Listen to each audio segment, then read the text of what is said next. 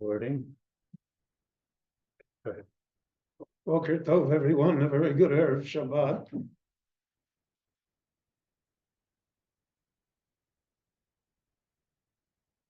Okay, although we read that a person should not treat the mitzvah kala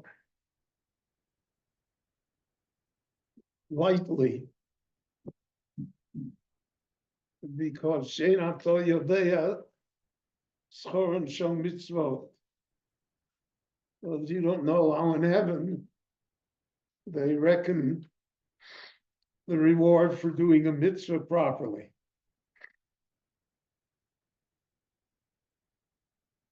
Well, excuse me. Mitzvah kala, an easy mitzvah. So as the Mishnah itself points out, there's such a thing as a mitzvah chamura, a hard mitzvah, a difficult mitzvah. So what's the definition of an easy mitzvah or of a difficult mitzvah? So the Mefarshim over the ages have given us a number of different definitions. One of the most common is that an easy mitzvah is one that does not cost any money. A mitzvah chamura, a difficult mitzvah, is one that causes us chisaron kis, takes money from our pocket. And that's what makes it difficult. However, in this week's Parsha, there is another nuance to this, which is perhaps just as important as to whether or not it costs money or not. In the Torah, it says in Mishpatim,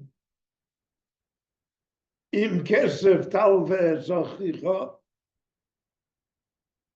if you lend money to a fellow Jew, lo siya lo kenoshet,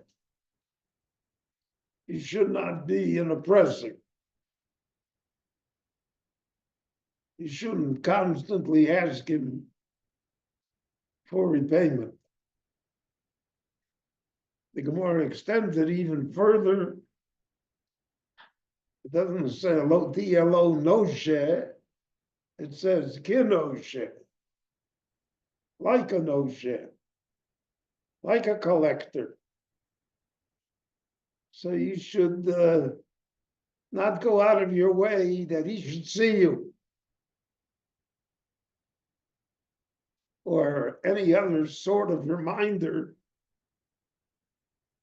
that he, the borrower, owes you, the lender, money. Rashi points out that there are a number of places, 3 places in the Torah, where the word im, which usually means if you loan money. The Torah here doesn't mean if, it means when. There's a mitzvah to loan money to people that need it.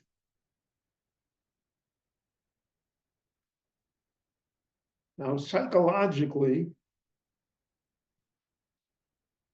I remember from my years, both as a lawyer and later as a rabbi, that lending money is perhaps the most difficult of all mitzvahs in the Torah to fulfill. To give charity, one understands. I take money out of my pocket, give it to someone who needs it more than I do. But to lend money, that's a difficult concept.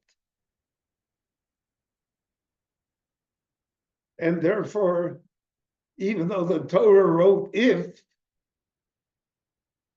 the interpretation of the word is when. You certainly should lend money. So if it's a mitzvah that one should lend money, then why did the Torah write in if?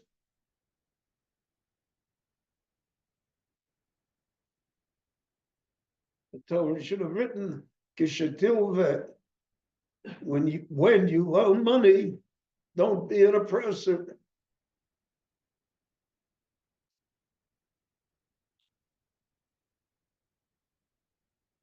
The Torah here is the order Torah lenefesh alodom. Torah goes deep into our psychology. Because even when a person lends money, it is rare, if ever, that a person does so wholeheartedly. One can give money wholeheartedly without any expectations. You'll never be disappointed. If you give 100 shekel to a poor person, even if he squanders it, you're not disappointed. I fulfilled my obligation. I tried to help that person. After that, whatever that person does, he or she, that's their business. So there's no psychological disappointment involved here. Not only that, there's no matter of mutual trust between the giver and the taker. In fact, Chazal say that we should give thanks to those who cheat and pretend to be poor in order to get a donation, because that allows us to give to those who really need it. So when it comes to giving, there's no room for personal disappointment. When it comes to lending, however, that's not true. I want to borrow 5,000 shekel. What do you want it for? So the borrower tells him what he wants it for. Maybe it's not true. Maybe he's making up the story. And even if it's true, how do I know that somehow he'll ever be able to repay me?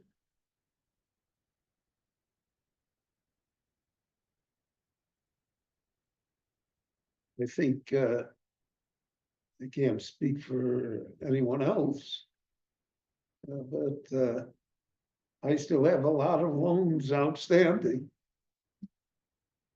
People owe me money.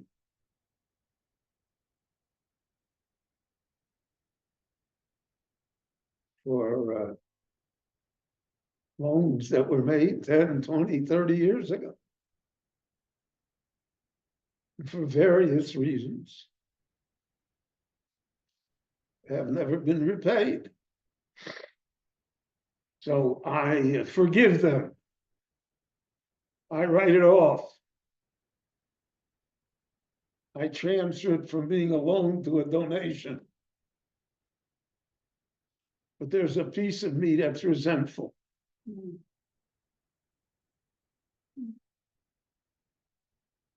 I resent that someone took advantage of me.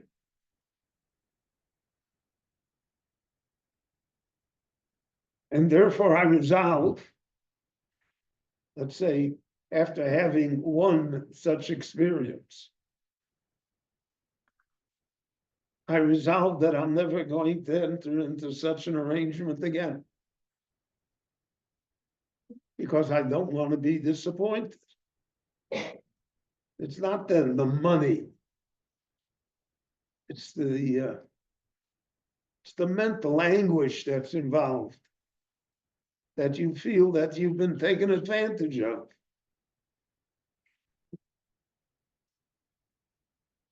That you've been scammed. And that's very difficult to overcome.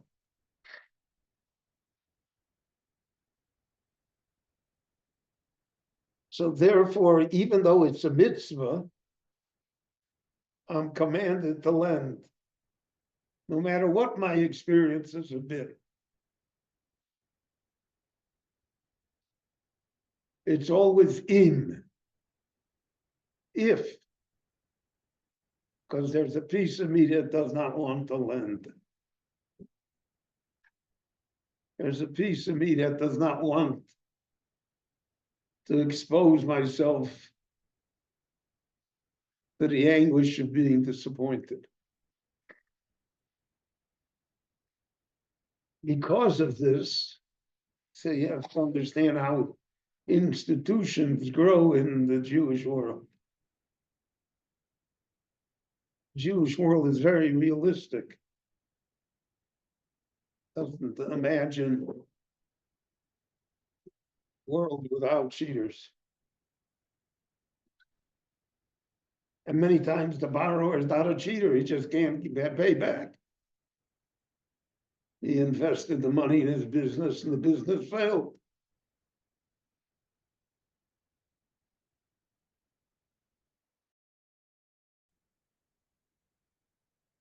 So therefore, because of this, there's always a hesitancy in lending money. So the Jewish world created an institution called a gemach.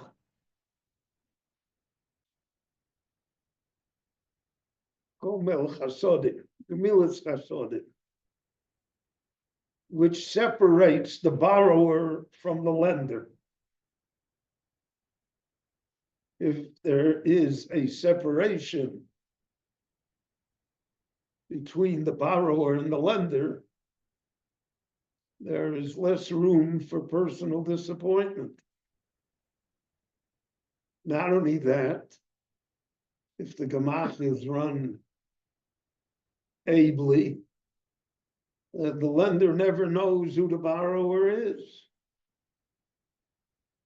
The borrower most times doesn't know who the lender is. There's an institution in the middle. Institutions are never subject to personal disappointment. The gemach, because of its experience in lending money, has factored in that there will be unpaid loans. And therefore it has to raise money to cover these losses. But the person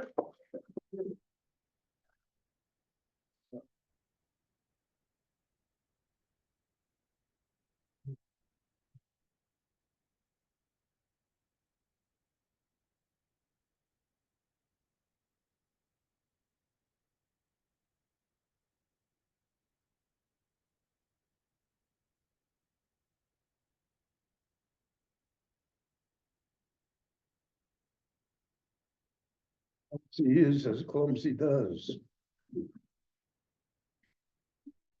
The person that invests in the gemach he is completely unaware of what happens to his funds.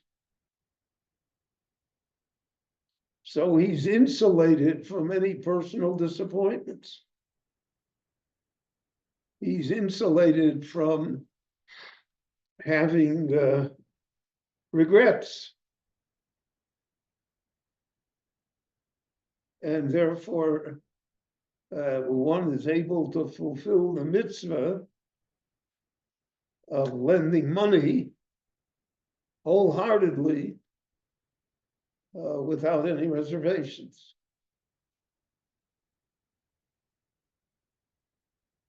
Naturally, there's a great responsibility upon the gemach. There's a great responsibility to collect all of the, but it's not the lender. The gemach is not the lender. The lender is the person that put money into the gemach. That person is completely insulated. He's not involved at all. And that's the genius of the system. Because if it were left alone, only based upon one's personal inclinations, it would be very hard to find money to borrow.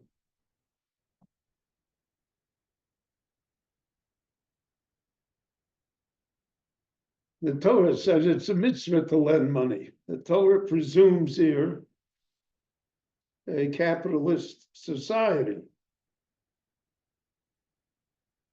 where loans are made and repaid, where investments occur, where money is fungible. And that's the way you advance the economy and the society. In our time, banks, to a certain extent, have taken over that field of endeavor.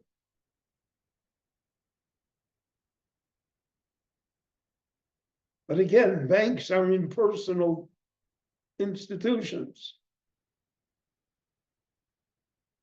Banks may have owners, banks may have stockholders, but the bank itself, as an institution, is impersonal. So therefore, when the Torah says, in kesef talva, the Torah recognizes this truth, that individuals, as individuals, will find it very difficult to lend money. And they'll do so always with reservations.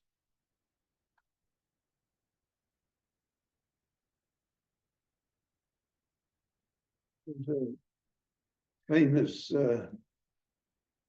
story about two people who both began the same sort of business at the same time. And they were pretty much identical, and the locations of the business were identical. And one business was very successful, and the other one limped along, barely covering its expenses. So after a period of time, the man who owned the weak business went to see his compatriot who had this successful business. And he said to him, "Tell me, what's your secret? We're selling the same items. It's basically the same customer base. The stores are pretty much alike. To what do you attribute your success And to what should I attribute my failure? And the successful businessman answered him. He said, I am watching one business while you're watching two.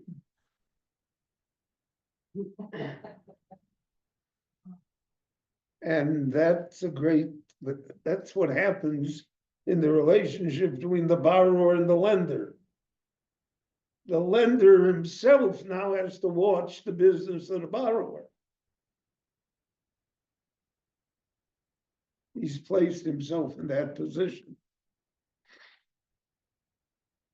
And this therefore justifies the intervention of this third party, whether it be a gemach or banks, because that alleviates the situation. The borrower is not aware as to who owns the second store. So he's not interested in watching it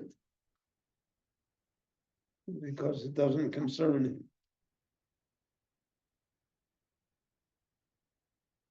The Torah says, Lo tiya lo kanoshe.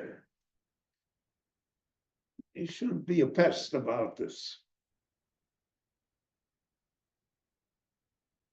So in halacha, there's a discussion, what are the limits here? Do I send you a letter every month saying you owe the money? Do I ignore it?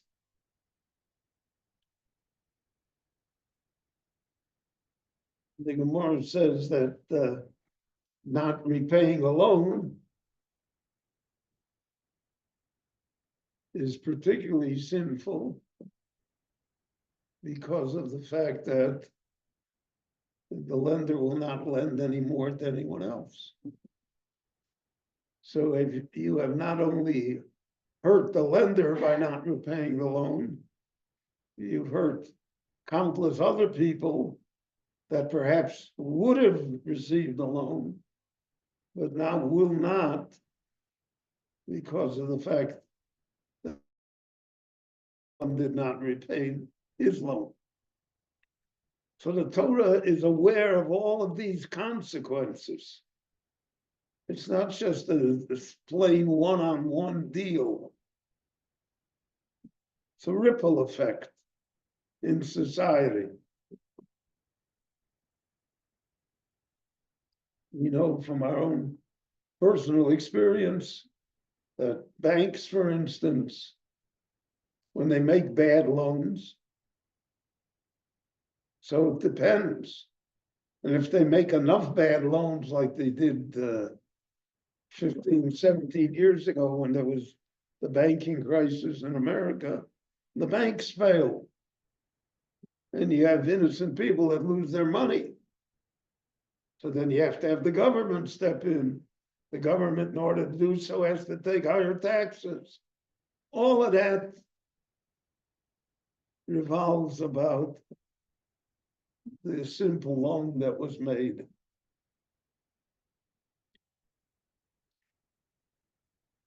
So here you have an example, one example of the many in the Torah, where the Torah is aware of all of the consequences that are involved. What the ripple effect can and should be and will be, and how to behave, how to deal with it. And that is the genius of the Torah. And the Torah imparts it to us by a simple choice of what word to use. In kesef. If. You should realize that it's always if, even when you're doing it as a mitzvah. Because this is a difficult mitzvah. It's difficult financially, and it's difficult psychologically.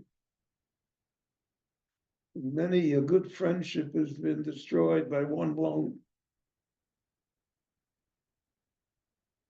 The Torah is aware of all of this and warns us about it simply by the use of one word, which has this ripple effect to make us think about the entire subject. So thank you for coming and stay warm.